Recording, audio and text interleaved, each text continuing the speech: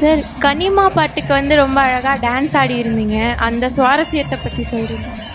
இல்லை, அது வந்து வீட்டோட என்னோட பொண்ணுக்கு வந்து மஞ்சள் நீராட்டு விழா. நான் பயங்கர ஒர்க்கில் இருந்தேன். அது என்ன நடக்குதுன்னே எனக்கு தெரியாது. நாள் தான் நான் ஊருக்கே போனேன். ஊருக்கு போனேன்னா அங்கே வந்து டான்ஸ் ப்ராக்டிஸ் பண்ணேன். டான்ஸ் இன்னும் விளையாடுறீங்களா? அதுக்கு முன்னாடி நாள் தான் இங்கே சாங்கு ஷூட் பண்ணிவிட்டு நான் போகிறேன், நைட் ஷூட் போட்டு.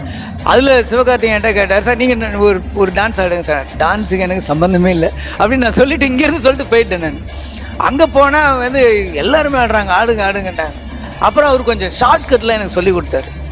மைண்டில் இதை வச்சுக்கோங்க பசி அப்படின்னு சொல்லி சில ஷார்ட்கட்லாம் எனக்கு சொல்லி கொடுத்தாரு.